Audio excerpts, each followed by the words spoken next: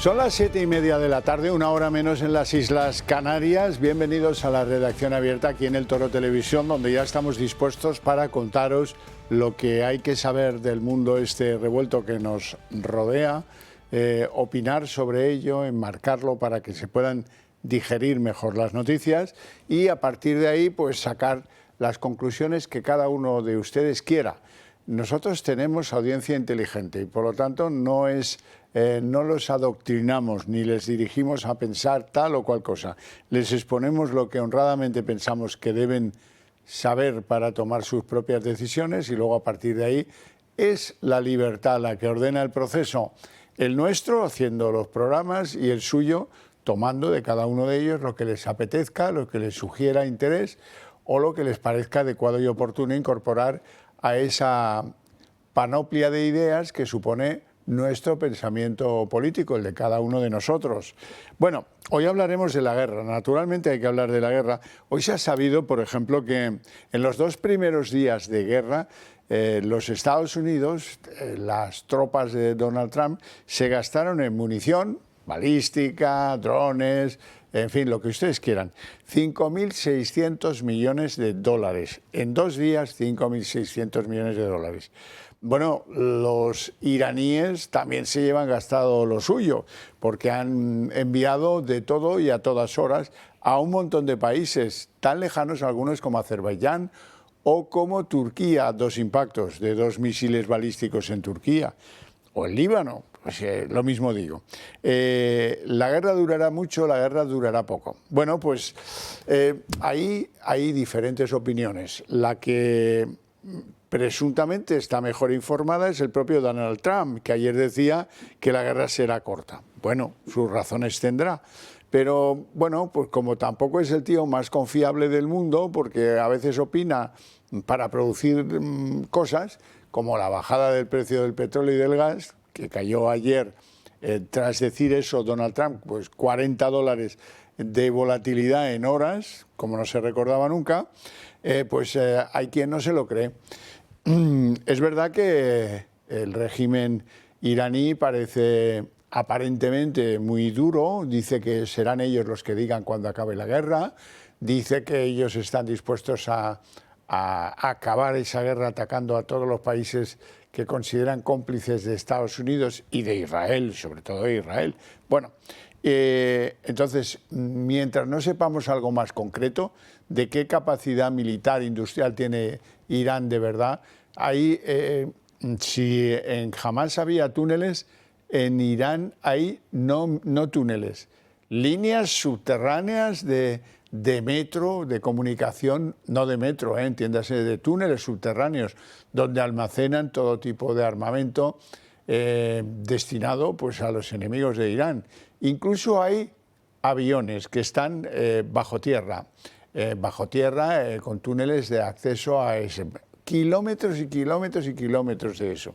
Un país militarizado, un país que ha recibido de China un montón de armas de las que ahora puede enviar a los que considera sus enemigos, tanto misiles como drones, como todo tipo de artillería o de material para causar daño a terceros y por lo tanto pues el que diga que sabe cuándo va a acabar la guerra es muy atrevido, aunque sea Trump incluso.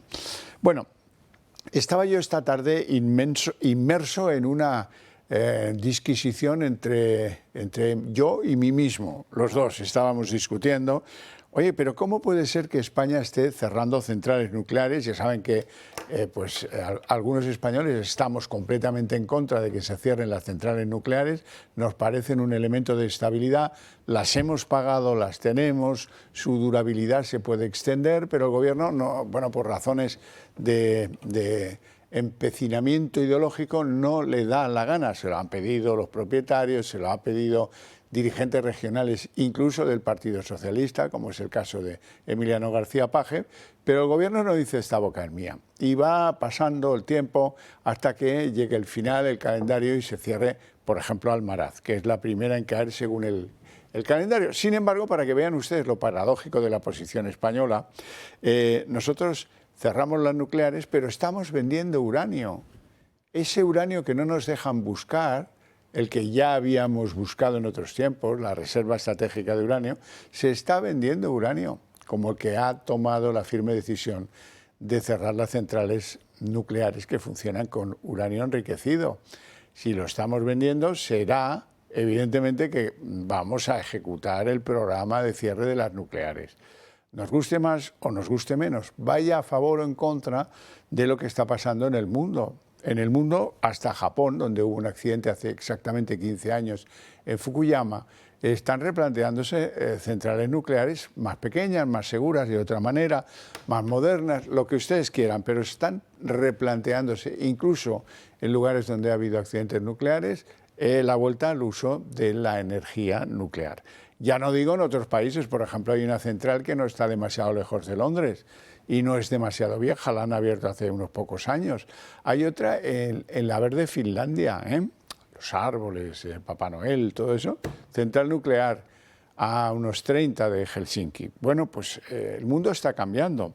Tanto está cambiando el mundo que hoy la señora Ursula von der Leyen decía que, hombre, ha presentado, no es que lo dijese, no es un comentario como otros que ha hecho, pues a una pequeña camarilla reunida ante la mandamás europea. No, no, no. Lo ha dicho públicamente. Ha anunciado un nuevo plan para impulsar reactores nucleares más pequeños que los actuales. Por lo tanto, necesitaremos más, ante el aplauso de Macron, porque esta es la solución francesa, reactores más pequeños que vayan sustituyendo a los más grandes y más peligrosos, pero nada de renunciar a la energía nuclear, ni de broma. Dice la von der Leyen que el mundo ha cambiado y después de dar ese giro estratégico, incluyendo la energía nuclear como una energía verde, ahora ya la cosa es empezar a distribuir, hacer menos dependiente de los combustibles fósiles a la Unión Europea. Eso es lógico que se piense en esa clave porque pues, un día cierran Hormuz, al otro día hay que sancionar a Rusia por lo de Ucrania, en fin, esto no es lo que buscamos los europeos. Y lo único que va a liberar a los europeos de la dependencia de los combustibles fósiles, sea petróleo, sea, en fin, lo que demonios sea, es el uso de la energía nuclear. Ya empezamos a tenerlo claro. Lo decía así Ursula von der Leyen. Fue un error estratégico para Europa darle la espalda a una fuente confiable y asequible de energía baja en emisiones. Necesitamos movilizar inversión y hoy puedo anunciar que crearemos una garantía de 200 millones de euros para apoyar la inversión en tecnologías nucleares innovadoras. Los recursos procederán de nuestro sistema de comercio de emisiones. No solo reduciremos el riesgo de las inversiones en estas tecnologías bajas en carbono, sino que también queremos enviar una señal clara para que otros inversores se sumen. Como ya imaginarán, los de Greenpeace andan a la greña y han medio asaltado, han irrumpido de forma casi violenta en esta cumbre nuclear de París. Así lo han hecho los de Greenpeace, como digo, y acusaban a von der Leyen de empujar a Europa a depender del uranio que produce en Rusia. Bueno, hacemos una pausa, volveremos luego a la guerra de Estados Unidos con Irán y algunas consecuencias que hemos visto de ella, pero antes permítanme que recupere un tema de estos días atrás, y es el caso del ex policía Felipe Sicilia. Felipe Sicilia es un señor que era policía, que se presentó a unas elecciones en las listas del PSOE, que fue diputado en el Congreso y que, bueno, parece que según ha sido publicado por varias fuentes, no solo por una, bueno, pues durante la pandemia se permitió alguna licencia, como es pues celebrar una fiesta en la que, según dice Koldo García, había cocaína pues por arrobas y además pues bueno, aquello pues terminó en un atestado policial como cualquiera de las fiestas denunciadas por los vecinos en una época en las que eran ilegales, no podíamos celebrar ese tipo de fiestas, estábamos confinados en nuestros domicilios. Bueno, lo novedoso, hasta ahí es feo, hasta ahí es feo. Él luego desapareció de la vida política y ahora vuelve a ser un uniformado del Cuerpo Nacional de Policía. Concretamente está en la garita de una de las instituciones de las Cortes Españolas. Lo novedoso y lo llamativo es que, según denunció Koldo García, y hoy ha dicho Ábalos que es verdad, que eso coincide con lo que él ha sabido del caso, Koldo hizo no sé qué, que consiguió que el atestado policial desapareciera y que no constara esta cosa que a cualquier otro ciudadano le hubiera costado una buena multa o si acaso igual hubiera derivado en un problema de drogas, en un delito contra la salud. A Felipe Sicilia esto no le ha significado nada, porque según dicen tanto Koldo como Ábalos, el atestado policial desapareció. Y dicen ambos, tanto Ábalos como Koldo, que de esto estaba plenamente informado el ministro Fernando Grande Marlaska. Yo quiero hablar con doña Laura García, que es portavoz de Jupol, para ver qué opinan los anteriores compañeros y actuales compañeros de Felipe Sicilia. Muy buenas tardes, doña Laura. Gracias por atendernos. Buenas tardes. Bueno, hola, señora Urcajo. Ya sé que usted me va a decir, caso que esto sea verdad, porque estamos los dos, tanto usted como yo, obligados a ese introito que, bueno, usted ya se imaginará, como yo me imagino, que alguien no se atreve a decir algo así porque le cae la del pulpo, si no es que es verdad. Han pasado muchas horas y nadie ha desmentido que hubiera desaparecido el atestado policial. Ante lo cual yo le pregunto, ya hemos hecho esta liberación espiritual de decir que si esto se confirma. La cuestión ¿es fácil o difícil hacer que un atestado policial desaparezca? No es nada fácil, señor Urcajo. Desde luego, en una comisaría es imposible. Sí que se puede anular un atestado, pero dejaría rastro. Y para que un atestado fuera borrado, tendríamos que acudir a los servicios del Escorial, que es donde está todo absolutamente centralizado, que son ellos los que pueden hacer este tipo de cosas. Pero es que para borrarlo, aunque deje rastro, se necesita una orden expresa de un muy alto mando para hacer esto. Eso sería lo grave. Por eso nosotros, al saber que esto deja rastro, sí que instamos a que se investigue hasta el final y que se depuren todas las responsabilidades posibles de ser esto cierto. Claro, de ser esto cierto, como estamos en el prejuicio, tanto usted como yo, también le digo. Bueno, la cuestión es que hoy hay unas cosas que han cambiado y es que Vox ha llevado una querella a los tribunales diciendo, oiga, a nosotros nos parece que esto es abusivo, que esto es una cosa incomprensible. Dígame, desde un punto de vista estrictamente policial, Felipe Sicilia dejó la policía para hacerse diputado, fue diputado, dejó esto de la política, ha vuelto a la policía, hoy está de servicio. Yo decía antes que en la garita de una institución pública muy conocida. Bueno, en la policía, ¿cómo aterrizan este tipo de noticias después de lo del DAO, después del tal? Da la sensación, le voy a ser sincero, da la sensación de que aquí el partido del gobierno, no digo que otros partidos de otros gobiernos no hayan hecho lo mismo, pero ha hecho lo que le ha dado la gana con todo lo que toca interior y específicamente con lo que toca la policía. Desde luego que es un escándalo. Nosotros ya en el año 2023 denunciamos precisamente que este policía nacional, que era exdiputado en ese momento del PSOE, pasara a Policía Nacional, pero que cayera directamente en el Tribunal Constitucional, cuando sabemos todos que es un puesto de libre designación, que allí se va por a dedo, vamos a decirlo así, por un enchufe total. Sí, ya, está claro. Claro, entonces eso ya lo denunciamos en el año 2023 y ahora somos conocedores de esta noticia y, lógicamente, pues el escándalo que ya nos pareció en el año 2023, pues ahora nos parece más aún, desde luego.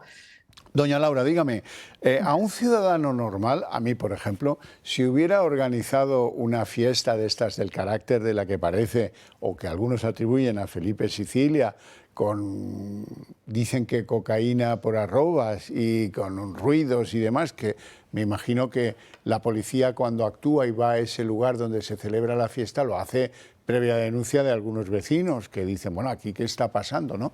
A un ciudadano normal que la policía hubiera pillado en esa circunstancia, hubo muchos casos, se acordará, no ha pasado tanto tiempo, ¿qué le hubieran hecho? ¿Le hubieran multado? Si había suficiente cantidad de droga, ¿lo habrían imputado en un delito contra la salud por drogas? ¿O cómo hubiera ido?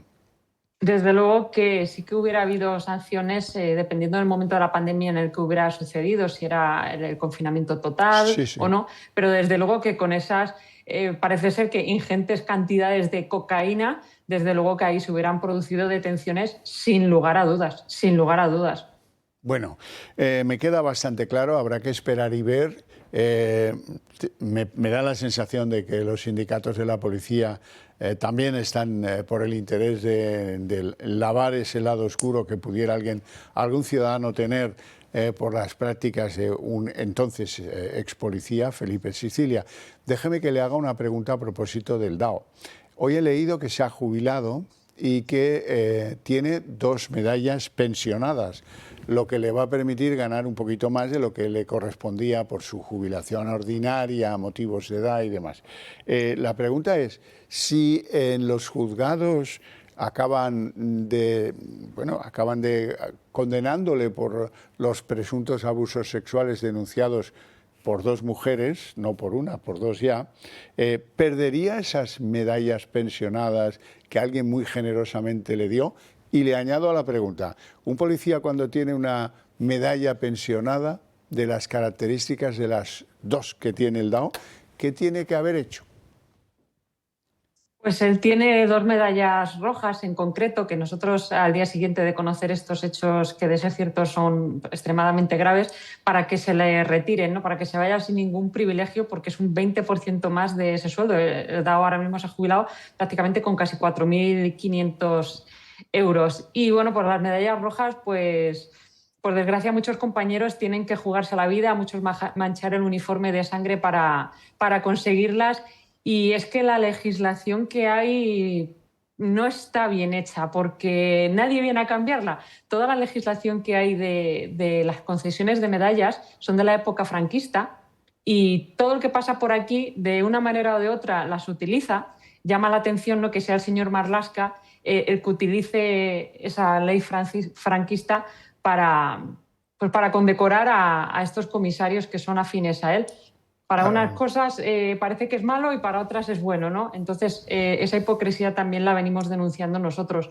Y, pues, por desgracia, muchos compañeros tienen que manchar el uniforme de sangre para llevar esas medallas. Claro, eso es. Y otra cosa no se comprende. Es más, a pares se comprende menos, ¿no? Sí, desde luego, desde luego. Bueno, pues un 20% más que se lleva, desde luego. Bueno. Pero va a ser muy complicado que se las retiren. ¿Sí? A pesar de una condena. Va a ser muy complicado. Nosotros lo hemos solicitado, pero realmente como la ley franquista a la que se somete las concesiones de medallas, no hay un apartado específico en el que con delitos supuestamente tan graves se puedan retirar, pues eso es lo que intentamos nosotros, que todo eso cambie, porque ahora mismo es muy complicado. Es decir, que fíjate que encima se vayan con privilegios si finalmente acabara condenado por esos 4 delitos por los que está denunciado. Qué bochorno. Doña Laura García, portavoz de Jupol, le agradezco mucho estos minutos, estas aclaraciones que nos ha hecho y suerte para las acciones que llevan a cabo. Gracias, señor Horcajo. Buenas tardes. Un placer. Bueno, volvamos a la guerra de Irán porque me quedan algunos argumentos que quiero que ustedes conozcan. Uno de los ayatolás al mando preventivamente, dice que ha respondido a Trump y le dice que, hombre, nosotros seremos los que decidamos cuándo va a terminar la guerra y luego ha advertido que ni un litro de petróleo, el petróleo no se mide en litros, lo cual demuestra que el ayatolá de petróleo entiende menos que yo. Ni un litro de petróleo, insiste el ayatolá nada petrolero, saldrá de Oriente Próximo si continúan los ataques de Estados Unidos contra su país. Bueno, pues la cosa, como ven, no está nada más fina que ayer, por lo menos. La verdad es que, bueno, esto es bastante lamentable y esto es bastante triste, pero lo que queda por decir de la guerra lo tendrá que decir la propia guerra y llevará su tiempo. De ahí nos vamos a España porque yo tengo interés en que ustedes conozcan, ya les advertí de que íbamos a seguir muy de cerca todo lo que pasa tras el accidente de los alta velocidad en Adamuz, en Córdoba. La cuestión es que hoy hemos conocido que la inversión en infraestructuras ferroviarias cayó un 66,7% en España desde 2009. En el periodo 2009-2025, lo que el Estado ha invertido en mantenimiento de la infraestructura ferroviaria se ha desplomado exageradamente, ha caído un 66,7%. ¿Cuánto ha sido? Pues en todo ese periodo de tiempo, 2009-2025, 4.589 millones de euros, lo cual es una cantidad pírrica. Lo dice alguien tan neutral como la Fundación BBVA y el IBIE. Bueno, no obstante, pese a que las inversiones en infraestructuras de ferrocarril han sido pues las que han tenido su mayor descenso desde el 2009, es verdad que en el año 2025 recibieron una mayor inversión justamente pues, con esa cantidad de 4.500 millones, un 7% más que el año anterior. Bueno, pero eso a lo mejor pues no ha llegado a todas partes, eso a lo mejor no explica episodios de corrupción como uno que os vamos a contar más tarde. Resulta que las piedrecillas esas que hay en las vías de los trenes se llaman balastro. Bien, pues la empresa que tenía que surtir de balastro las obras de renovación del tramo del AVE a su paso por Adamuz, resulta que anda, tuvo a sueldo a la mujer de Koldo, a la famosa Patricia Úriz, la que según la UCO descubrió que alguien decía de ella que era una persona tan conocida en el Corte Inglés que no firmaba ni las facturas, no sacaba ni la tarjeta. Bueno, en cualquier caso, la empresa se llama Áridos Anfersa y esa empresa es la que tuvo justo el tiempo, que mantuvo un contrato de suministro de las piedras balastro para las vías de Adamuz, la tuvo a sueldo. Cuando resulta que no le interesó a la empresa el contrato porque firmó un contrato, digamos, que no la resarcía de la aportación de esas piedras al tramo de la vía que había que renovar, pues echó a Patricia Úriz, a la mujer de Koldo García. Esas cosas, y aún peores, se hacían en la época de la trama mafiosa de Ábalos. Trama mafiosa de Ábalos. No sé si solo de Ábalos, pero desde luego con Ábalos. Porque si Ábalos no hubiera sido el ministro de Transportes en aquellos años, tantos años, con tanta disposición de gasto a su alrededor, su mano derecha, Koldo, se hubiera quedado en un busca señoras de acompañamiento, pero no hubiera contratado a su mujer en empresas contratistas de las obras del ministerio, de la renovación de una vía de Adif, nada más y nada menos. Lo curioso además es que alguien se puede preguntar, ¿y la señora de Koldo abandonó Pamplona? Dice, no, tampoco. ¿Para qué? ¿Para qué? Si le pagaban porque su marido era quien era. ¿Para qué iba a ir a pie de obra ahí a Adamuz a ver si a contar las piedrecitas? Qué tontos somos. Ay. Bueno, la cosa es que de esto tenemos que hablar de la droga, aunque sea un momento, porque yo a veces os digo que no importa si el pueblo es grande, no importa si el pueblo es pequeño, esto está repartido por todas partes. Estamos infectados toditos con el tema de la droga dichosa. Hoy os traigo un ejemplo que lo va a demostrar. Íscar es un bonito pueblo de Valladolid, Cuéllar es un bonito pueblo de Segovia. Bueno, pues en los dos se han producido detenciones en el día de hoy en la misma operación contra el narco, porque han detectado, señores y señoras, que vendían cocaína y hachís. Vaya novedad. Ahí están los esforzados de la Guardia Civil entrando a registrar los domicilios en Íscar o en Cuéllar de los detenidos.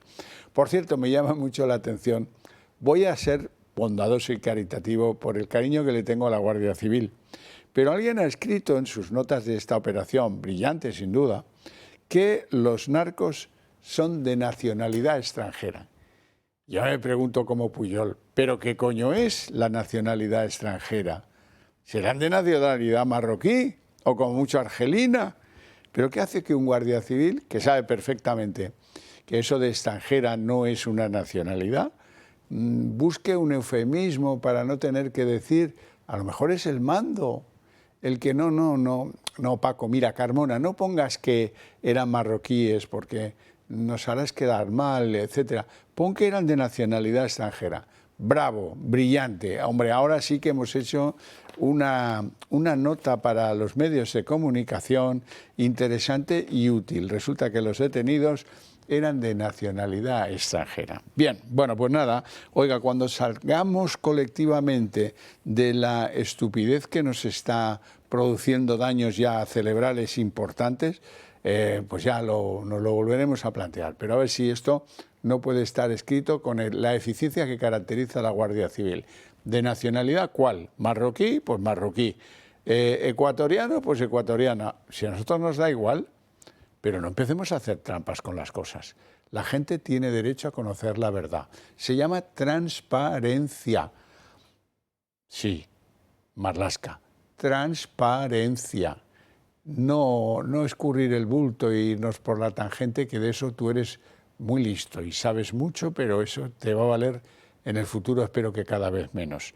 Bueno, hablarles del Club de Amigos después de hablar de la droga, nada tiene que ver, por supuesto. Hay que decir del Club de Amigos que es ejemplar y que conviene y mucho que apoyéis al Club de Amigos, porque es tanto como apoyarnos directamente a nosotros. ¿Por qué necesitamos vuestro apoyo? Porque compartimos ideas, lo tenemos muy claro, espero que ustedes también, y la mejor manera de hacer que nuestras ideas compartidas lleguen al conjunto cada vez mayor de la sociedad española es utilizarnos a nosotros como correa de transmisión de esas ideas. Ya lo tenéis claro, no me extiendo más. ¿Queréis haceros socios del Club de Amigos del Toro TV? Hay que llamar al 91 616 2464. Deciros que además hay una posibilidad nueva, que es hacernos una donación a la fundación de esta casa. Cuánto, cómo, de qué manera y en qué momento os lo aclararán en el mismo teléfono que he dicho antes, pero vaya de aperitivo que esa es una operación ganador-ganador para ustedes y para nosotros, porque caso de hacer esa donación, luego tendrán derecho a una desgravación en su renta de un importe elevadísimo de la donación. Según me cuentan, puede llegar a ser del 80%. O sea que esto es muy interesante a tener en cuenta. Vamos a publicidad, a la vuelta abrimos la mesa de análisis político. 7 millones de españoles conviven con la artrosis, una enfermedad dolorosa que limita la movilidad y la calidad de vida. Pero no hay que resignarse. Gracias a la tecnología, hoy es posible acceder a tratamientos personalizados y eficaces desde casa. Si el dolor está en las manos, nuestros guantes Quanti Nanotech te devuelven la agilidad en solo 20 minutos. ¿Es la rodilla la que te duele? Nuestra rodillera de radiofrecuencia reduce la inflamación al instante con calor profundo. Para tu espalda, el cinturón bioestimulador combina láser y masaje para liberar la tensión lumbar. Y si sufres de migrañas o dolor cervical, nuestro láser cervical protege tu vida. Es la solución definitiva que combina calor y electroestimulación. ¿No vivas con dolor? Llama ahora al 900-730-122 e infórmate. Recupera tu vida hoy mismo. 900-730-122.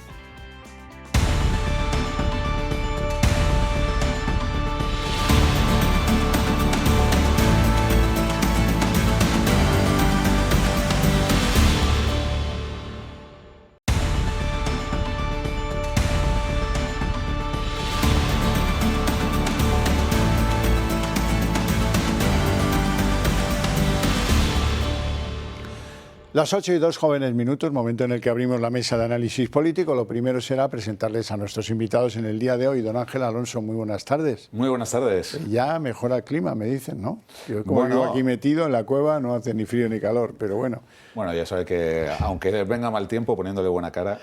Don Ángel es diputado del Partido Popular en la Asamblea de Madrid y don José Rosiñol es un analista político que escribe en muchísimos medios de comunicación y que tiene entre sus peculiaridades un interés especial por el mundo de lo geopolítico y de la seguridad. Es cierto, ¿verdad? Es cierto. Ya lo tengo yo calado. Don Manuel Batalla, muy buenas tardes también para usted, miembro de la Junta Directiva de Acción Liberal. Sí. Bueno, pues vamos al lío, ¿no? Hoy vamos a empezar por algo un poco jocoso. Luego ya vendrán las amarguras, ¿no? Resulta que nuestro presidente estaba tan cabreado el día que Trump dijo aquello en la Casa Blanca, en presencia del canciller alemán que estaba allí, que no sabía dónde mirar. Está tan cabreado que luego el canciller alemán le llamó 2 veces para explicarse y tal. Porque él no dijo allí, el canciller alemán allí no dijo ni mu. Tampoco es que estuviera obligado a hacerlo. Pero bueno, el caso es que no dijo ni mu. Y luego llamó 2 veces a Sánchez, supongo que para decirle, pues oye, mira, es que no he podido decir nada, pero no te lo tomes a mal, pero este hombre es un poco chulo y tal, no sé qué. El caso es que Sánchez no le devolvió al canciller Merz ninguna de esas 2 llamadas. Y entonces hoy se ha sabido todo esto. Explicación de la Moncloa. Increíble. Dice, no, bueno, es que el presidente español cambia muchas veces de móvil por seguridad.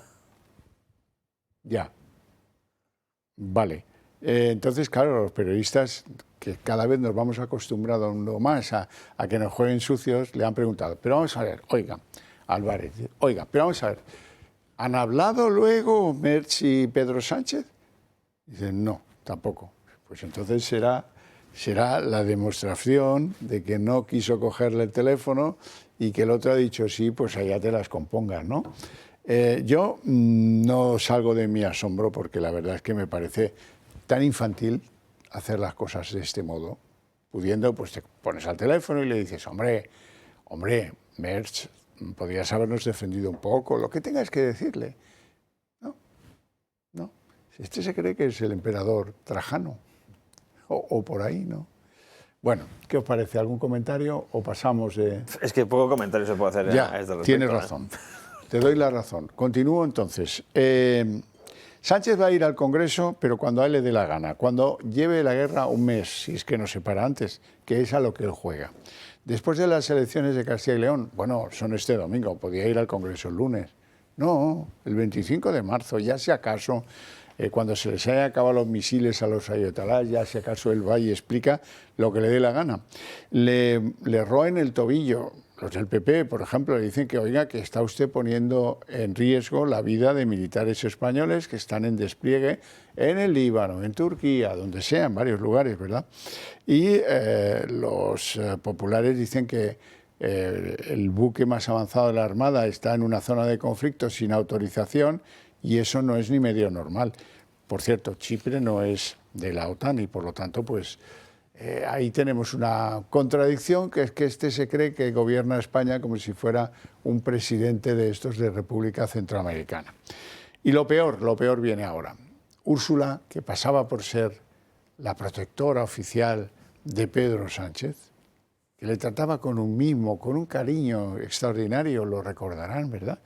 Pues ahora dice en una reunión con embajadores de la Unión Europea que Sánchez es un problema.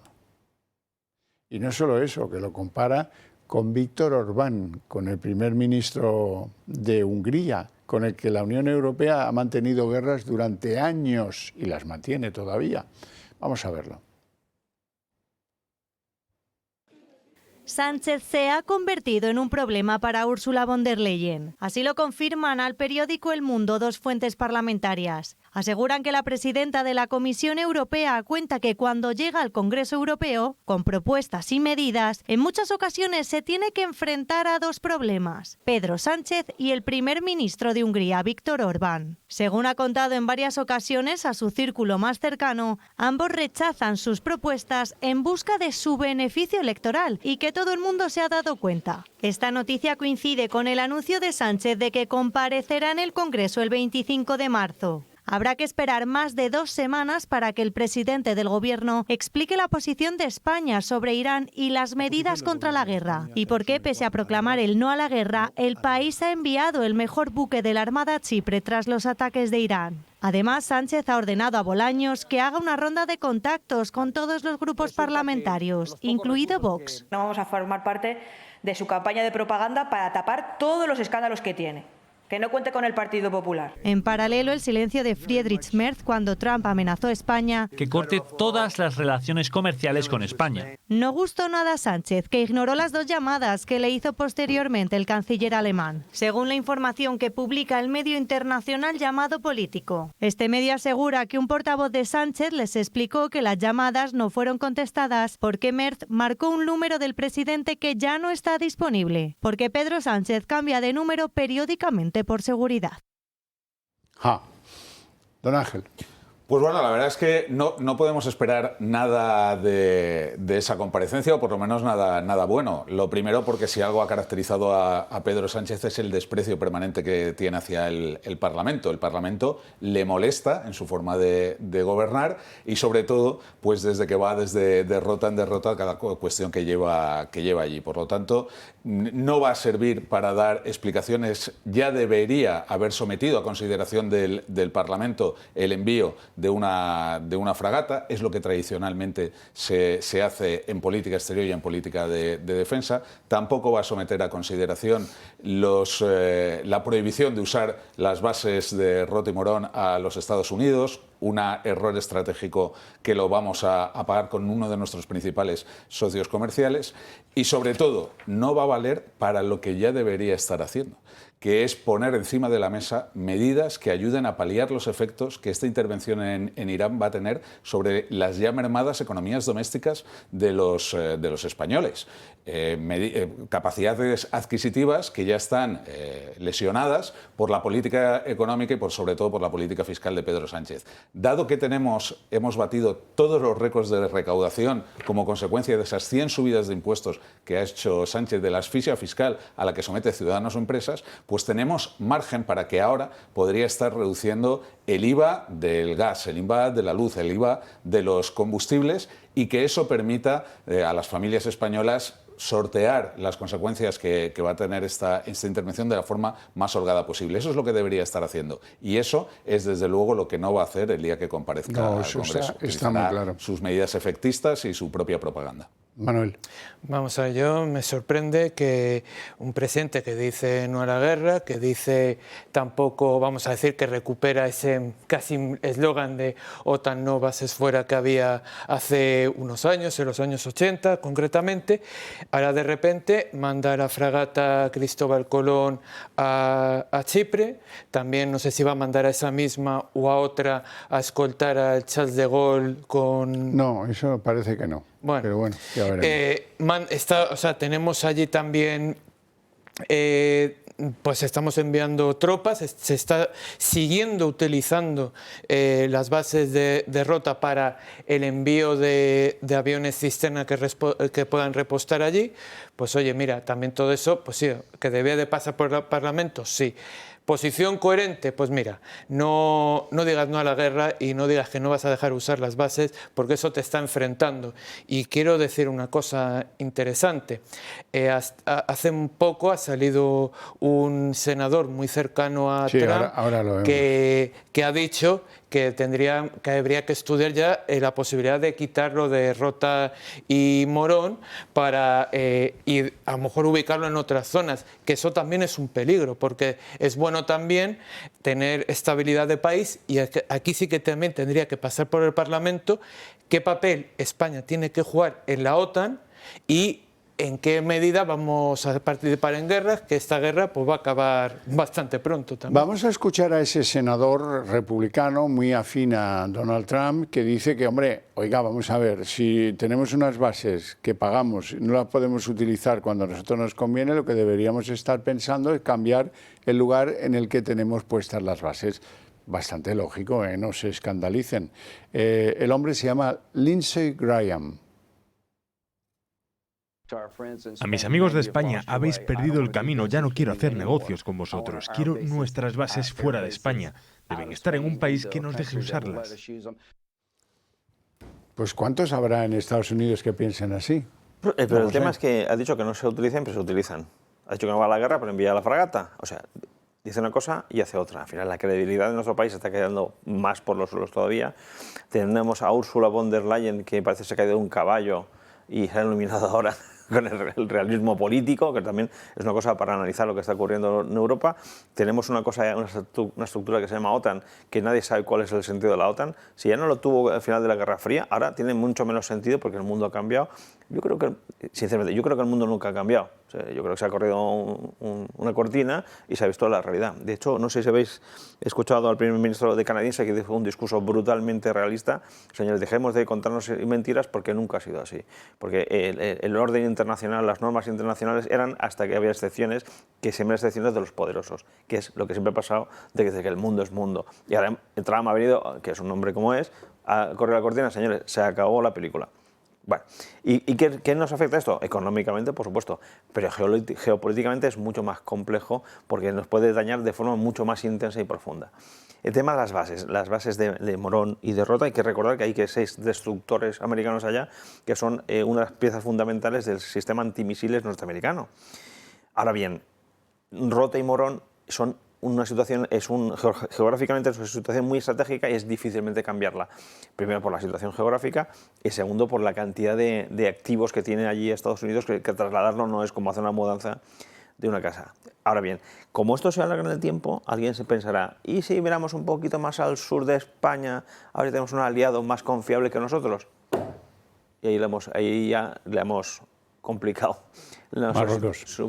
para nosotros, para Ceuta, para Melilla, para Canarias, para la placa continental donde están los materiales raros, con lo cual todo lo que estamos viendo por cuestión electoralista nos lleva a una situación mucho más compleja que solo lo económico. Ángel, las bases. Pues estoy de acuerdo, completamente de acuerdo. Es que Pedro Sánchez es un ególatra. Entonces, él cree, se le olvidan algunos conceptos básicos de las relaciones internacionales y de las políticas de defensa. Él cree que todo debe girar alrededor suyo. Y entonces se olvida, primero, que la política de defensa europea no puede girar en torno a sus necesidades electorales con sus socios de gobierno. Y segundo, que para ser un país respetado, tienes que ser un país también en el que se pueda confiar y saber que eres fiable. Cuando en la OTAN se ha acordado de incrementar el gasto en defensa, porque es una cuestión que se ve necesaria, cuando todos los países europeos están haciendo un sobreesfuerzo para adaptarse a ese incremento presupuestario en políticas de defensa, lo que tú no puedes hacer es ir por tu cuenta y querer que porque tus socios así te lo están pidiendo, el resto de Europa te baile el agua. Y por unas razones exclusivamente electorales, enfrentarte a Estados Unidos y enfrentarte a otros socios europeos. Porque al final, a los que dejas desamparados es a quienes son tus socios y a quienes sí están asumiendo los compromisos. Lo que se ha dado cuenta ahora von der Leyen, que ha tardado en caerse del caballo, es que Pedro Sánchez no busca ningún bien que no sea el propio, no busca ningún beneficio común que no sea el suyo y que, por lo tanto, para él perseguir una mejor situación y para poderse mantener en el poder, está dispuesto a sacrificar lo que sea. La fiabilidad con los socios europeos, la propia seguridad y la propia defensa de España o las relaciones comerciales de España con sus principales socios, con los principales inversores también en España y a través de todo ello también las economías domésticas de los españoles. Batalla, ¿qué te ha parecido lo del senador republicano? Pues a mí me parece peligroso. Peligroso porque, bueno, por lo que también decía Rusiñol, que también pueden empezar a mirar a Marruecos. Y cuidado que mirar a Marruecos no es algo tan descabellado, porque Marruecos fue el primer país africano que se unió a la Board of Peace de Gaza. Cuidado, Marruecos es uno de los primeros países africanos, o no sé si el único, que se metió también anteriormente en los acuerdos de Abraham, que también impulsó el actual presidente de los Estados Unidos. Y Marruecos, además, también tiene una relación muy especial con Estados Unidos porque fue uno de los países que primero les reconoció. Entonces, claro, esto es un peligro. Esto es un peligro para puede llegar a ser un problema para la seguridad y la defensa española. También quiero recordar que la posición de Ceuta y Melilla dentro de la OTAN no está 100% clara y cubierta, porque unas personas dicen podría estar cubierto por el Tratado del Atlántico Norte, pero hay otras personas que también dicen que naranjitas, o sea que aquí hay que tener eso muy, muy en cuenta. Y con razón también a von der Leyen, pues hombre, a buenas horas has caído poniéndole una alfombra roja como has tenido con los Next Generation, que lo llamaba yo Next Inflación, porque también nos generó una inflación porque todo esto se hizo a coste de deuda, no de impuestos, sino de deuda. Y aquí es lo que tenemos. O sea, a buenas horas te has ido a dar cuenta, Frau von der Leyen, de que Sánchez era poco de fiar. Y luego, fíjate, hay elementos que dicen, pero es que no están en la realidad, no están en la realidad. ¿Quién es el descerebrado que trabaja en la Moncloa como asesor de comunicación que le recomienda al presidente tenemos que hacer TikToks? Haga usted TikToks. Y entonces, en un momento en el que hay guerra, en el que Álvarez dice, que lo he oído yo, dice Álvarez, hay que ver, el presidente está 24 horas pendiente de la guerra. ¡Oh, qué dedicación! Hace vídeos como este, en el que sale jugando con las perritas, o los perritos, no lo sé, y dice, yo es que a veces me paso la tarde jugando con ellos. Lo podéis ver en TikTok, no huelga darle más bola a esto, pero que veáis a qué dedica el tiempo libre, y cuál es, qué pretende con esto. Dice más cosas, algunas de ellas incluso menos serias que lo de pasar la tarde con los perritos. La clave de los TikTok es el nerviosismo que tiene el Partido Socialista porque está perdiendo las bases de los jóvenes. Intentan acercarse a ellos con estas cosas de animalitos para humanizar a alguien porque está cosificado, porque se ha autocosificado con las cosas que hace. Intenta aproximarse a los jóvenes con este tipo de cosas. ¿Qué ocurre? Que trata a los jóvenes como nos trataba a los predigitales, como si fuésemos discapacitados mentales o fuésemos niños pequeños. Es decir, voy a hacer el juego para acercarme a ellos. Y los jóvenes, los postdigitales, son gente mucho más seria. Como noten un atisbo de que te intentas manipularlos, el efecto es el contrario. Y creo que es lo que le va a pasar. Al final, cuando digo, oye, ¿en serio me vas a engatusar con perritos? ¿En serio? Yo creo que es el efecto contrario. También os digo, si el enemigo se equivoca, no le quites del camino. Vamos a dejar. Yo creo que están muy nerviosos con el tema de redes sociales, no saben cómo conectar. Pues mira, el que va a prohibir el acceso a las redes sociales de adolescentes, haciendo contenido para adolescentes, contenido del todo tipo frívolo e insustancial, porque oye, yo creo que se le ha ido de las manos de las redes sociales. Yo entiendo que puedas usarlas pues para acercarte a los ciudadanos, pues para dar a conocer por qué estás tomando una serie de decisiones, cuáles van a ser tus políticas, pero para pasar el rato en el jardín de la Moncloa con los perros me parece de todo el tipo improcedente. Ahora, sí hay que reconocerle que por una vez ha dicho una verdad en su vídeo, que es que me puedo pasar así toda la tarde, porque desde luego trabajando y haciendo políticas por el bien de los españoles, no. Manuel. Yo de verdad creo que todo ese contenido que suelta me parece un poco, como diría, creo que se dice ahora así en el término de redes sociales, un poco grasa. O sea, realmente es que no aporta nada, o sea, no aporta nada, porque es que lo que confunde es que hay que estar en TikTok haciendo esto. No, perdona, mira, las redes sociales, los políticos que están en redes sociales, sobre todo los que a día de hoy, y hay que reconocer que triunfan más en esto, son los de Vox. ¿Por qué tienen más pegada? Porque por el discurso que dicen, o sea, sueltan un tuit y tienen muchísima difusión. O sea, no te vas a poner con 3 perritos o con 2 perritos a lanzarle la pelotita a ver si esto te va a dar votos, perdona. O con la bicicleta de montaña, que también hay otro que exhibe su capacidad con la bicicleta. Se desvive, se le vemos con un bailecito. Dentro de poco ahí bailean con un bailecito a ver si gana. Sí. Bueno, vamos a una pausa de publicidad de apenas 2 minutos y enseguida estamos con ustedes.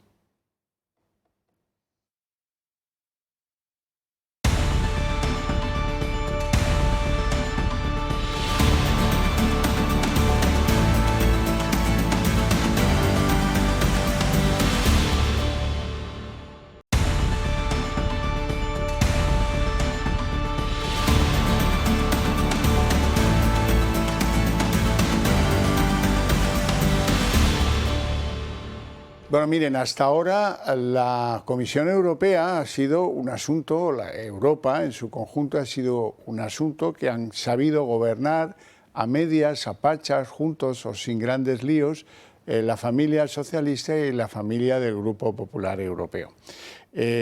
Ursula von der Leyen es hija de ese acuerdo.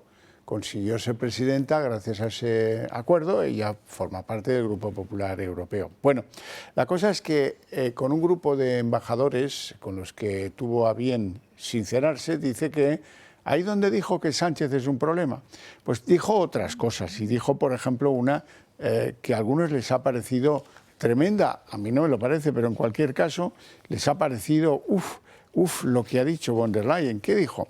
Oiga, dice... vamos a ver, la cosa es que Europa no tiene que ser el guardián del viejo orden internacional. Uy, ¿qué dijo? ¿Cómo que Europa no tiene que ser el guardián de...? Y le han salido como lebreles. Por ejemplo, la vicepresidenta europea. Teresa Rivera, la malcarada aquella que no fue nunca la dana. Esta dice que no le ha parecido acertado lo que ha dicho su jefa. Ya veremos cómo acaba eso. Y luego está el portugués Antonio Costa, presidente del Consejo de Europa, que dice que no, que Europa lo que tiene que hacer es garantizar que el mundo siga siendo un sistema basado en normas.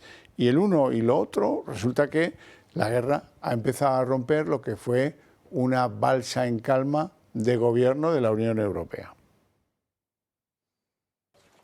El hecho de que la presidenta de la Comisión Europea haya cuestionado el funcionamiento del orden internacional no ha sentado bien a algunos en Bruselas. Y quiero ser clara, no hay que derramar lágrimas por el régimen iraní. Siempre defenderemos y respaldaremos el sistema basado en normas, pero ya no podemos confiar en él como la única manera de defender nuestros intereses. Teresa Rivera, la vicepresidenta de la Comisión Europea, ha criticado estas palabras. Considera que son una reflexión en voz alta y que no han sido acertadas. Yo creo que Ursula von der Leyen ayer hizo una reflexión en voz alta de la que se puede discrepar o no y corresponde al Consejo Europeo fijar posición. Yo creo que es muy peligroso entrar en un debate en el que parece cuestionarse el derecho internacional o la necesidad de trabajar al margen del derecho internacional. No creo que esa fuera su intención, pero no me parece acertada la forma en la que se expresó. El presidente del Consejo Europeo también contradice la posición de Ursula von der Leyen. Insiste en que el mundo debe estar basado en reglas y es imperativo defender el orden internacional. Nos interesa garantizar que el mundo siga estando basado en reglas y sea cooperativo. Nos conviene evitar una mayor fragmentación mundial. En esta nueva realidad, ¿cuál debería ser la misión de la Unión Europea? Primero, debemos defender el orden internacional basado en reglas. En Bruselas consideran que von der Leyen se está extralimitando y que decidir qué papel tiene que jugar Europa en el panorama internacional corresponde, según las normas europeas, a Kaja Kallas, alta representante de Acción Exterior. Mientras la presidenta de la Comisión impulsa su propia estrategia, Kallas defiende que se respeten las competencias establecidas. Esta falta de postura común y de consenso en la cúpula comunitaria han encendido las alarmas en la Unión Europea. Ahí hay una grieta. Es que no es que haya una grieta, es que al final yo creo que von der Leyen se está dando cuenta que llevamos unos 15 años haciendo el canelo, porque esto no es algo nuevo, estamos viendo los síntomas de causas profundas. y hacemos el Canelo, ¿no? Europa tiene que conseguir un orden internacional basado en reglas. Vale, de acuerdo. Pues, ¿cuál de los grupos de portaaviones nucleares de batalla de los 25 que tiene Europa va a proyectar ese poder? Entonces, ¿cuál de los miles y miles de soldados europeos van a combatir? Es que no es verdad. Es que del año 91 un ministro de Exteriores belga, que no recuerdo el nombre ahora, disculparme, dijo: Europa en lo económico es un gigante, en lo político un enano y en lo militar un gusano. Y del 91 ahí no ha cambiado nada. ¿Pero qué eso? ¿En qué está Antonio Costas? ¿Qué vamos a hacer? ¿Qué vamos? ¿Que se piensa que estamos todavía haciendo la Revolución Francesa, somos la excepcionalidad francesa, la grandeza? Es que no funciona. La force de frappe. Que no funciona. El problema de todo esto es que llegamos tarde. La cultura woke nos la han metido con calzador. Temas de desinformación como no a la energía nuclear que venía de potencias extranjeras, nos lo hemos comido y ha sido von der Leyen. El tema de no desarrollar IA ha sido von der Leyen. El tema de no hacer un ejército europeo de verdad es culpa nuestra. ¿Qué me están contando? Ahora resulta que vamos a proyectar el qué. ¿Vamos a ir ahí repartiendo flyers o qué vamos a hacer? Con lo cual, la puñetera realidad es la que dice von der Leyen, pero la culpable es von der Leyen de que todo lo que ha ocurrido. Ángel. Pues decía que la prioridad es defender el orden internacional basado en reglas. Hombre, pues es lo deseable, pero no creo que sea la prioridad. La prioridad es defender Europa y estar preparados para defender a los ciudadanos europeos y estar preparados para defender los intereses de Europa. Esa debe ser la prioridad y ojalá fuera mediante un orden internacional que se basase en reglas. Pero la principal amenaza que tenemos los europeos y la principal amenaza que tenemos el mundo occidental es de aquellos que no respetan las reglas internacionales y que en cualquier momento pueden poner en riesgo la propia seguridad de los europeos y, por lo tanto, de los españoles. Y hay que estar preparados ante esa amenaza. Y ojalá Europa pueda estar unida, que es lo que estamos dejando entrever, que hay distintas posturas en función de los países, y yo creo que Europa tiene que ser consciente de ese nuevo escenario internacional y ser consciente de esas amenazas y ser consciente de quiénes son nuestros socios naturales, que son todos aquellos que defienden un modo de vida occidental y que defienden el respeto a las mujeres, el respeto a la vida, el respeto, en fin, todos aquellos que creemos en una democracia liberal. Y esa tiene que ser la prioridad. Y ojalá Europa, como digo, sepa asumir ese papel. Y dentro de Europa, que España sepa estar cerca de sus aliados naturales, cerca de Reino Unido, de Italia, para que poder ejercer un papel que desde hace mucho tiempo hemos perdido, que es ese papel predominante en Europa y además fiable de nuestros socios. La prioridad pasa por garantizar la seguridad de Europa y de los ciudadanos europeos. Batalla. Vamos a ver, menudo día de disgusto lleva Sánchez con von der Leyen. O sea, le dice que esto del cambio del orden mundial, también le ha dicho que no se fía de él, y luego ya lo que también creo que ha venido a decir de la energía atómica. Para empezar, una serie de disgustos. Y ahora tenemos que ver, vamos a analizar el contexto. El orden mundial hay que reconocer que ya ha cambiado. Y ahora ha cambiado y sí que tiene normas, pero ya no son las normas que venían imperando hasta ahora. Ahora tenemos, como he mencionado antes, la Board of Peace, la Junta de la Paz. Ayer mismo, antes de ayer, se presentó el Escudo de las Américas, que también es una iniciativa liderada por Donald Trump, en la cual muchos países de América se han unido. Tenemos que fortalecer la OTAN y la única forma de fortalecer la OTAN es aumentar el presupuesto en defensa. Porque a día de hoy tenemos muchas amenazas. La guerra de Irán era una guerra que se ha cocinado realmente casi, vamos a decir, se ha metido más fuego desde el año 2023, exactamente desde el 7 de octubre de 2023, porque fue cuando empezó realmente esta guerra. Hasta ahora hemos ido viendo, pues bueno, sí, lo de Gaza, también tenemos a Hezbollah y tenemos un peligro también importante en Europa, y estas reglas sí que tenemos que hacer reglas para perseguir a las células también yihadistas que tenemos y a los lobos solitarios que hay dentro de Europa, que también van a poder actuar. y de hecho están actuando.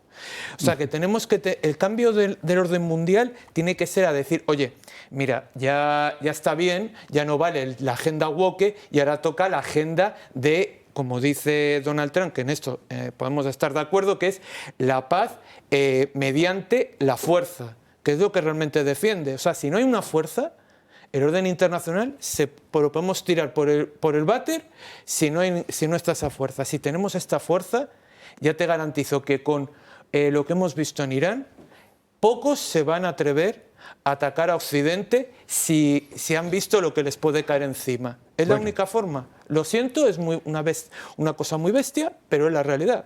Volveremos al tema de las consecuencias de la guerra, pero yo necesito algo que me desengrase un poco la tarde. Y nada mejor que ver una de las andanzas de la trama de Ábalos, de la trama de Koldo y de Ábalos, porque resulta que los señores, la empresita que tiraba las piedrecillas en la red del AVE renovada supuestamente de Adamuz, esa empresita al día siguiente de conseguir el contrato empezó a pagarle un dinero a la mujer de Koldo, a la tal Patricia, tan conocida en el Corte Inglés, que no se mudó de Pamplona, no se fue a pie de obra a ver si a contar las piedrecitas, que va, ¿para qué? Cobró. Hasta que la empresa renunció a ese contrato porque no le salían los números. Había optado al contrato por un precio que no le permitía nutrir de piedrecitas la vía del tren. Y ese mismo día dejó de pagar a Patricia Úriz, la mujer de Koldo. Bonita historia, ¿eh? ¿Cómo se hace eso? Ya se lo imaginarán. Vamos a verlo. El nombre de Patricia Úriz vuelve a acaparar la atención mediática. La exmujer de Koldo García estuvo a sueldo de Áridos Anfersa, la empresa encargada de distribuir la piedra balasto en las vías del AVE entre Madrid y Sevilla, es decir, el trayecto en el que se produjo el accidente de Adamuz y que se cobró la vida de 46 personas. El 9 de julio de 2022, Áridos Anfersa se hizo con este contrato valorado en más de 5 millones de euros para el suministro del balasto. Y tan solo 4 días después, la empresa investigada en la trama Koldo contrató a Patricia Úriz. Y según detalla la UCO en uno de sus informes, la exmujer de Koldo recibió 1.300 euros mensuales. En total, 13.766 euros durante el tiempo que estuvo en nómina, a pesar de no acudir al trabajo, al menos presencialmente. Úriz realizaba el supuesto trabajo a más de 300 kilómetros de distancia de la empresa. Finalmente, el organismo público dependiente de transportes canceló el contrato con Áridos Anfersa. Supuestamente a la empresa le era imposible mantener los precios que había ofrecido, porque los costes de producción y las materias primas habían subido mucho. Por ese motivo se decidió romper el contrato antes de empezar. Es más, cuando se aprobó la cancelación, Áridos Anfersa no había hecho todavía ningún trabajo ni se había entregado nada. El contrato estaba al 0% de ejecución y cuando se canceló este contrato, Áridos Anfersa dejó de pagar a Patricia Úriz. Es que no doy crédito. Esto puede pasar en España, en un ministerio como el de Transporte. Pasa. Sí. Por desgracia pasa. Pero fíjate, pasa en un país que España sigue siendo el que tiene la tasa de paro más alta de la Unión Europea, por encima del 10%. La supuesta creación de empleo no es más que un ajuste contable a través del sobreuso de los fijos discontinuos para que no computen realmente como parados. Se ve en las altas y salidas del mercado de trabajo. La duración media de un contrato de trabajo en España es de 45 días. El 20% dura menos de una semana. Y el oasis de toda esa realidad que sufren los ciudadanos españoles es el PSOE, que como en sus épocas buenas, con su carné vas a todos sitios y encuentras un empleo. La mujer de Koldo, las numerosas sobrinas de Ábalos, el hermano de Pedro Sánchez. Aquí a todo el que realmente... La propia Begoña. La propia Begoña con una cátedra para la que no tenía ningún tipo de cualificación. Aquí son ellos los que no sufren el desempleo. Ellos sí que tienen las mejores condiciones laborales. Mientras tanto, a los empresarios les tienen con una presión fiscal 30 veces superior a la media de la Unión Europea. A los autónomos les suben las cotizaciones sociales. Los trabajadores ya dedicamos el 50% de nuestro salario real a impuestos. Y así es difícil generar un empleo. Y lo que sí consiguen es tener la mayor recaudación de impuestos habida nunca. ¿Sabes para lo que no hay dinero? Para invertir en infraestructuras, como por ejemplo haber evitado el accidente de Adamuz. Ahora yo hago una operación muy sencilla, una regla de 3. Si la empresa que lleva las piedrecitas es capaz de aguantar el sueldo de la mujer de uno que le facilita el contrato, ¿qué no harán las grandes constructoras que renuevan la vida de verdad? Las que se llevan el morterón de dinero por el ministro que les viene a dar el contrato. Manuel. Pues sí, lo mismo. O sea, pero yo creo que realmente también, incluso, vamos a decir, a lo mejor aquí puedo estar un poco en contra, porque las empresas grandes como que tienen el foco más sobre ellas. O sea, a lo mejor hacer una empresa instrumental como la que han podido mencionar aquí para enchufar es muchísimo más fácil que en una empresa grande que tiene como más auditorías, pero también se pueden enchufar también puedes enchufar a gente.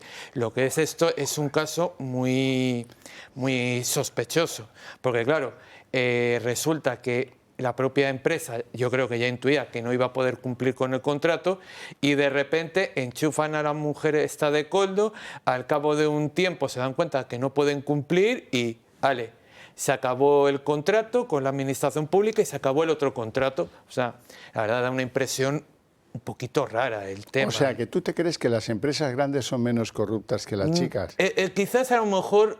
No es que sean menos, es que tienen mayores elementos de... Espera un momento, alto ahí. Pregunta trampa. La UCO, has caído, Pregunta trampa. La UCO ha certificado que la trama de obras públicas arremolinada en torno a Santos Cerdán, a Servinavar, había conseguido de la gran compañía constructora Acciona, que además de las... el patrocinio, aquí tienes un piso, Barrio Bueno en Madrid, etcétera, etcétera, han salido papeles que ya tiene la UCO donde estos señores tan amables de Acciona le pagaban los muebles, las lámparas, las alfombras. Ahí está todo, las órdenes de entrega, los albaranes, quién recibe en la casa los mueblecitos. ¿No es una gran cantidad para Acciona? No, es verdad. Sin embargo, oye, ha salido en un folio con membrete de Acciona. Registrado, pues claro, el contable dice, a ver, que nos hemos gastado en muebles 20.000, pues 20.000. ¿Dónde han ido a parar? A casa de Koldo, a casa de Koldo. Y en lámparas 6.000. No es una gran cantidad, pero ahí está. Viene a demostrar que funciona todo mal, sí, sea grande o pequeña la empresa. En Acciona han funcionado mal sus sistemas controles, pero a ver por qué han funcionado mal. Vaya que sí han funcionado mal. Sí. Yo no tengo por qué creer que esto es distinto con otras compañías. También te digo que uno ya llega a ser desconfiado por trayectoria. ¿Algo que decir usted? Muy breve, está muy ahí? breve. Sí. El problema no es el caso, el problema es el sistema. No hay contrapesos, no hay vigilancia real, ¿sabes? No hay... Aquí mando yo, nadie me cuestiona. Sí, las cosas se hacen porque se pueden hacer. Nadie hace su papel, porque en Acciona habrá sindicatos, digo yo, ¿no? Que no les parece esto, les parece fantástico, ¿no? Como en los de las piedrezuelas esas o en el ministerio, en el propio ministerio.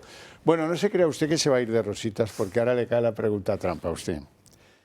¿Qué cree que dice IZ cuando le colocan al novio en una compañía aérea de piloto, Yo haré un bailecito de estos que hace él para celebrar. Sí. Vamos a verlo porque es que el Deco es fenomenal. Resulta que la trama de Ábalos era muy útil.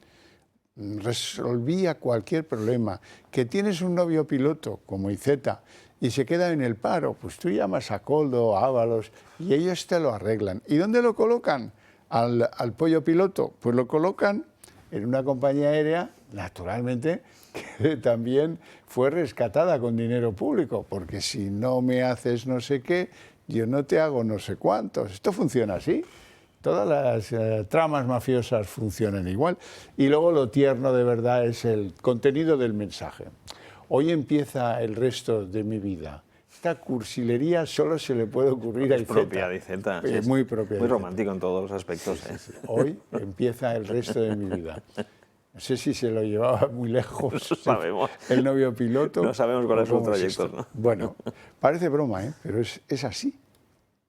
Es su naturaleza, es que es una mafia pensada desde el primer día para delinquir y pensada el primer día de lo mío? para utilizar las arcas del Estado en beneficio propio y para utilizar las instituciones en beneficio propio, pensado desde el primer día. El clan del Peilló, que conducía el propio Pedro Sánchez, es la que se entretenía preparando toda esta maquinaria de favores, de prebendas, de devolverme las inversiones que haga distintas compañías. Lo primero que empezaron por robar era las propias primarias del Partido Socialista. Y una vez que ya tenemos colocado al secretario general y después al presidente del gobierno, ahora llega el momento de pasar las facturas. Todo es muy tenebroso y en el alma humana, ¿quién es capaz de juzgar? Yo desde luego no, pero cuando alguien escribe, alguien que doy por hecho que está enamorado de alguien, hoy empieza el resto de mi vida, ¿qué quiere decir? ¿Que hoy por fin ese al que yo amo me debe algo y me lo va a tener que pagar? ¿Eso es lo que quiere decir? Quiere decir, hay muchas interpretaciones, lo sé, quiere decir que él no vivía si el novio no ingresaba, pero bueno, si está la mar de bien, y Z por ahí colocado, no sé, ya no me acuerdo ni dónde. No sé qué quiere decir esto de hoy empieza el resto de mi vida. Pues a lo mejor el resto de mi vida endeudado a una trama para la devolución de favores, ¿no? Porque claro, en esta trama ya hemos visto, con toda la larga trayectoria que tiene la trama Koldo, Ábalos, trama PSOE, es que siempre se hace una cosa a cambio de otra. Por supuesto, o sea, hoy empieza el primer día de mi vida endeudado por amor, eso sí, por amor, pero es así, o sea que... Hay que ver, Manuel, cuando se pone tierno, uf, qué romántico. Tenemos aquí en la mesa. Vamos a ver, volvamos a las consecuencias económicas de la guerra, porque resulta que en lo poquito que llevamos de guerra, apenas una semana, Hacienda ya ha ingresado 20 millones extra por el impacto sobre el IVA. El IVA es un porcentaje de lo que pagas por surtidor, por litro de gasolina. Por lo tanto, si sube el litro de gasolina, a ti te sube el IVA. ¿Quién se beneficia entonces de la subida de precios del combustible? ¿Quién? María Jesús. Esa es la que se beneficia. Bueno, entonces se van produciendo cada vez más, los españoles entendemos menos por qué nuestro gobierno, cuando otros como Portugal han tomado ya decididas actuaciones reduciendo el IVA, pues entendemos que este gobierno no termina de... Y te van poniendo excusas y excusas. Augensen, decía hoy, la ministra Augensen decía, no, es Augensen, vale, pues casi debiera cambiarse el apellido por un Augensen, porque según ella, a nosotros nos afecta muy poco esto de la subida de los combustibles. Señora, usted no ha puesto gasolina desde hace mucho tiempo, ¿verdad? Hágalo y verá usted, o pregúntele a alguien que la pusiera hace 2 semanas o una y ahora, y verá usted, se va a enterar de la copla. Por cierto que en esas aparece Juan Roig, el dueño de Mercadona, y dice... Yo tengo la solución, esto va a producir inflación, lo que hay que hacer es alimentos IVA cero. O sea que por falta de ideas no es. Hacienda se está llenando los bolsillos con la subida del diésel y de la gasolina. La cartera dirigida por María Jesús Montero ha recaudado hasta 20 millones extra por el IVA de los combustibles solo en la primera semana de guerra.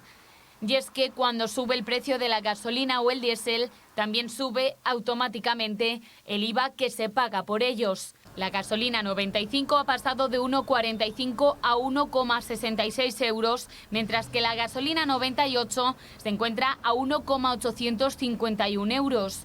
Mientras que el diésel ha superado ya los 2 euros en algunas gasolineras. Si comparamos estos precios con los de la primera semana de marzo, la recaudación adicional de Hacienda ronda ya los 20 millones, que podrían convertirse en 70 antes de final de mes si los precios siguen subiendo en las próximas semanas. Los impuestos sobre la gasolina y el diésel suelen generar muchas quejas entre los conductores, porque cuando pagan en las gasolineras, una gran parte del dinero no es por el combustible en sí, sino por los impuestos. En España, casi la mitad de lo que pagamos al echar gasolina es para el Estado en forma de impuestos. Sin embargo, ese dinero no se lo queda todo el Gobierno central, sino que la otra mitad, el 50%, va a las comunidades autónomas. Y ahora Hacienda quiere incrementar esa cesión a 56,5%. Ante la incertidumbre, las continuas subidas y el impacto económico que puede ocasionar el conflicto en Irán, El presidente de Mercadona, Juan Roig, ha propuesto reducir al 0% el IVA de los alimentos básicos. Desde la Confederación Española de Estaciones de Servicio también han pedido al Gobierno reducir el IVA del 21 al 10%, algo que según la Confederación supondría un ahorro de 36 céntimos. Nosotros hemos pedido, el sábado sacamos una nota de prensa pidiendo al Ministerio que aplicara una reducción del IVA del 21 al 10 y una bajada de los impuestos especiales. Calculando eso supone 16 céntimos en IVA y otros casi 20 en impuesto especial. Serían 36 céntimos, que creemos que ayudaría mucho a resolver esta situación mientras se mantenga. Una reducción del IVA que también proponen desde el Partido Popular. Y por eso vamos a volver a pedir al Gobierno de manera urgente una bajada del IVA de la luz, del gas, de los combustibles, porque está afectando a todas las familias españolas mucho, gravemente, mientras a su vez el Gobierno está en los máximos históricos en recaudación. Ángel. Pues efectivamente, el efecto más inmediato de la intervención en Irán es sobre el precio de los suministros y de la gasolina, y efectivamente rápidamente se nota sobre la recaudación por IVA del Gobierno. Y por lo tanto hay margen más que de sobra para proceder a una reducción del IVA en esas cuestiones y poder reconducir la situación. Pero no es el único efecto. Es que luego esto entra en un proceso inflacionario en el que el propio Gobierno también se está aprovechando. Porque ¿qué hace todo gobierno responsable cuando se incrementa de forma considerable la inflación? Deflactar el IRPF. Es decir, evitar que el efecto de esa inflación sobre los subsalarios se lo coma el impuesto. Eso es lo que ha hecho la Comunidad de Madrid, que ha deflactado el tramo autonómico del IRPF en 2 ocasiones, reduciendo los impuestos a todos los madrileños. ¿Qué ha hecho el gobierno de Pedro Sánchez? Todo lo contrario, se ha negado a deflactarlo, que también cada vez que se lo ha solicitado el Partido Popular, de tal manera que el 50% del incremento de recaudación que ha tenido, más del 50%, 47.000 millones de euros, ha sido por no deflactar el IRPF. Pero es que además ha subido todos los impuestos indirectos y ha creado nuevos. ¿Y eso a quién afecta tanto no deflactar el IRPF como los impuestos indirectos? Principalmente a las economías familiares, principalmente al ciudadano español. ¿Qué ha provocado? Que seamos el país de Europa que más capacidad adquisitiva han perdido sus ciudadanos. ¿Qué es lo que hay que hacer? Hay margen por ese exceso de recaudación para bajar los impuestos, y a eso, por ejemplo, se ha comprometido también la presidenta Ayuso, que ya ha anunciado que para el año que viene se rebajará medio punto el tramo autonómico del IRPF. Yo me imagino que Pedro Sánchez está muy ocupado bañando sus mascotas y no está para los problemas reales de la población. Jugando con las perras. Pero podemos tener una tormenta perfecta, lo hago corto. Si se alarga en el tiempo los efectos del estrecho de Hormuz, por supuesto la inflación va a impactar.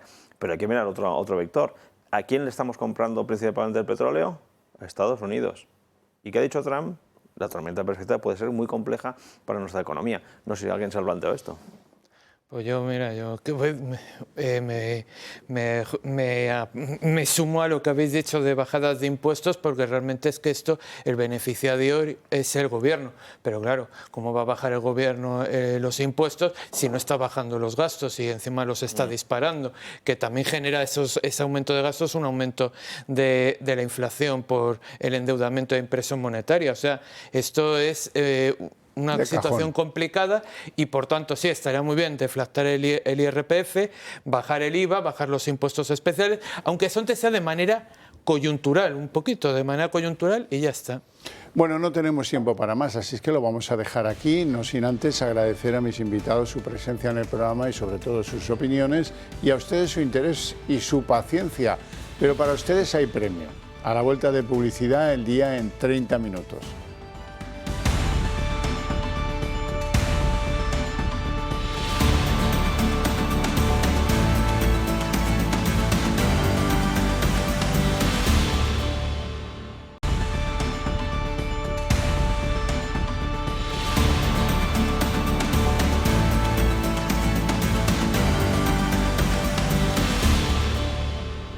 El día en 30 minutos. Hasta hace muy poco, para Ursula von der Leyen, el presidente del gobierno español, Pedro Sánchez, era su niño mimado. Tenemos muchas pruebas de eso, pero eso ha cambiado.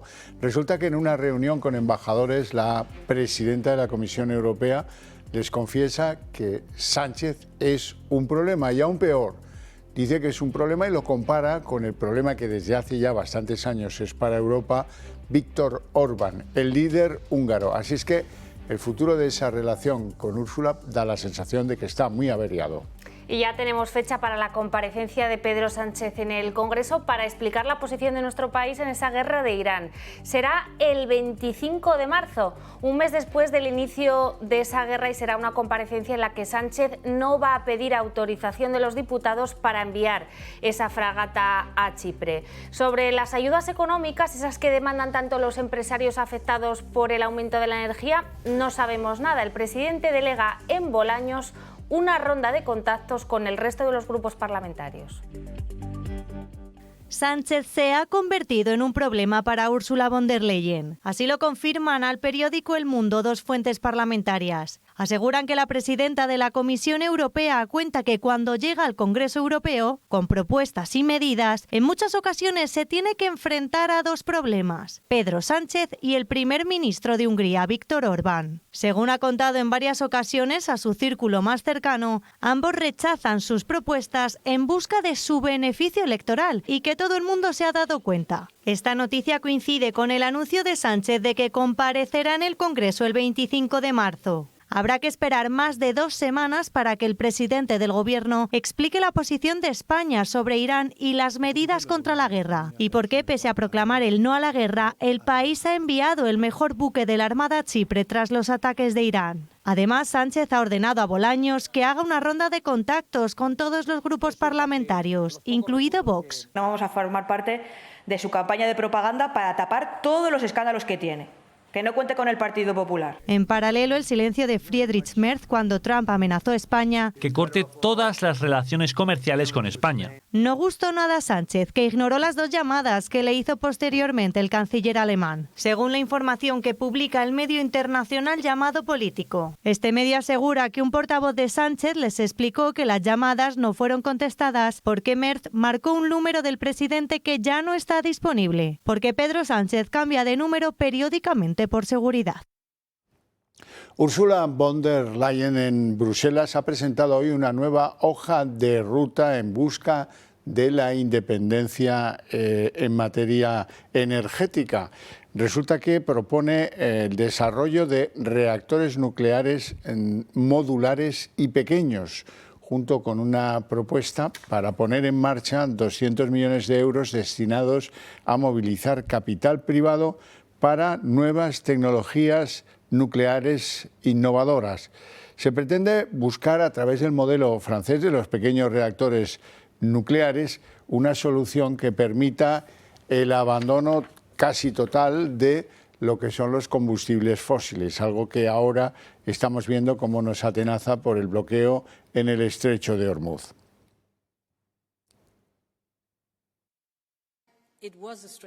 Fue un error estratégico para Europa darle la espalda a una fuente confiable y asequible de energía baja en emisiones.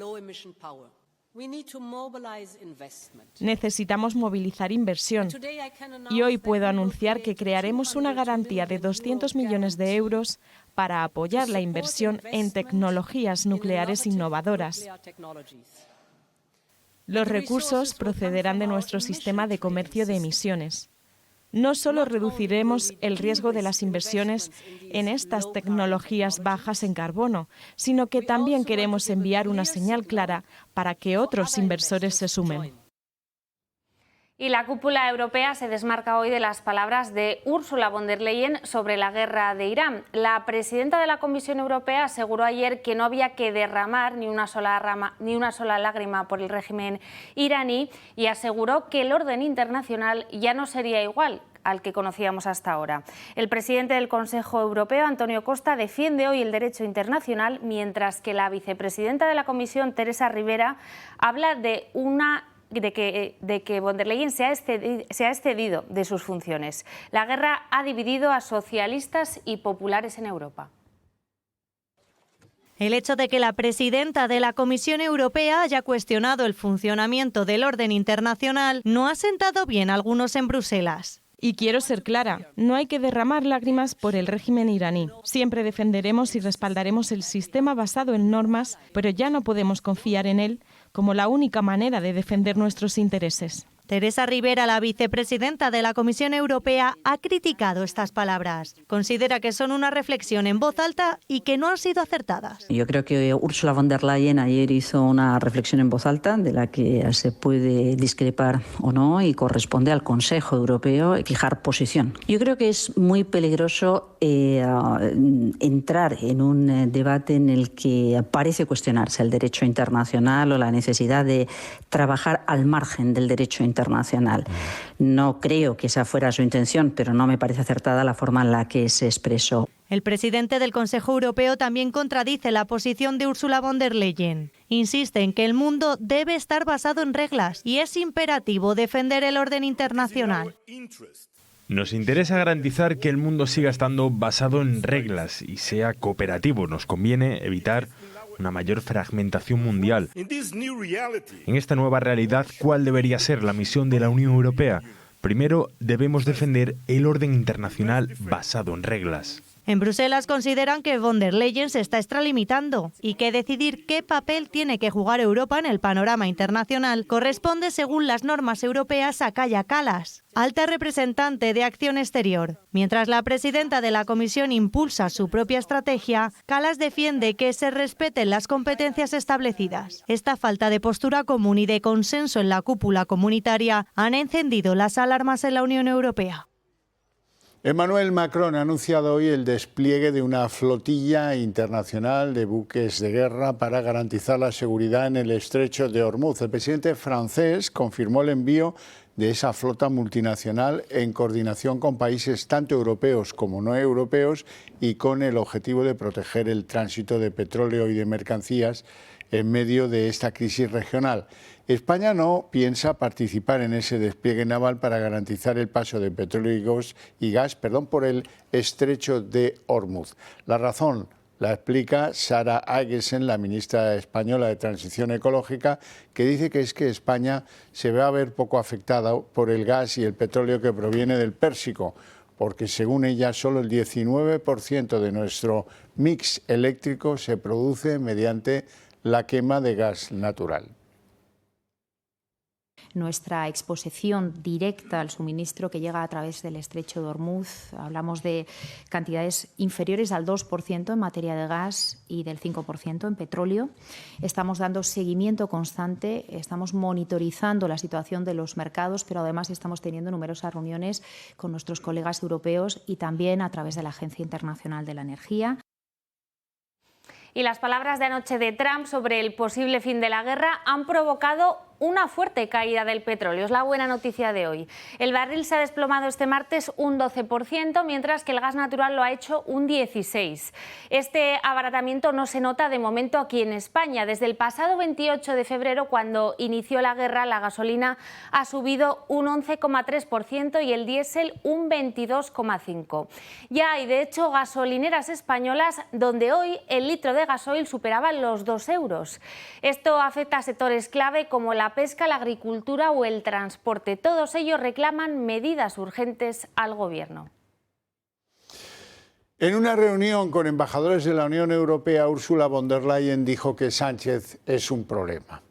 No solo respecto a la guerra con Irán, sino también con otras muchas cosas, como el plan para impulsar los reactores nucleares pequeños que deben llevar a Europa a ser menos dependiente de los combustibles fósiles. España tiene otra política, que es cerrar centrales nucleares. Se da la paradoja de que aquí vendemos uranio y cerramos centrales nucleares. En fin, la guerra ha puesto en evidencia una diferencia entre los poderes europeos. Por un lado, von der Leyen defiende que Europa no puede ser el guardián del viejo orden internacional. Automáticamente, como por un resorte, el presidente del Consejo Europeo, el portugués António Costa, dice que Europa debe garantizar que el mundo siga siendo un sistema basado en reglas. Y aún peor, la vicepresidenta española de la Comisión, Teresa Ribera, la que nunca fue a tierra valenciana cuando la Dana se atreve a criticar a su jefa, Ursula von der Leyen. Dice que se extralimita en sus funciones y que no le parece acertada su intervención. Así que hay división en Europa, en el bloque ese que estaba amalgamándolo todo de socialistas y Grupo Popular Europeo. En lo que toca a las repercusiones económicas del conflicto, tiene tela la explicación de la ministra Aguesen. Dice que España está poco expuesta al cierre del estrecho de Hormuz y promete que una vez más se van a tomar medidas, un paquete bien efectivo de medidas. Seguimos sin saber qué medidas, seguimos sin saber cuándo. Pero la lógica lleva a que se rebaje el IVA de los productos energéticos, aunque el Gobierno no piense ni remotamente en ello. De hecho, Hacienda ha recaudado 20 millones extra en esa fiscalidad procedente del IVA de los carburantes desde que empezó la guerra. Rebajar la fiscalidad es una de las medidas estrella que están reclamando los afectados, pero parece no estar entre los planes del Gobierno. Esa subida de los carburantes repercute, por cierto, en la cesta de la compra. Hoy el presidente de Mercadona, Juan Roig, ha propuesto eliminar el IVA de los alimentos. Hacienda se está llenando los bolsillos con la subida del diésel y de la gasolina. La cartera dirigida por María Jesús Montero ha recaudado hasta 20 millones extra por el IVA de los combustibles solo en la primera semana de guerra.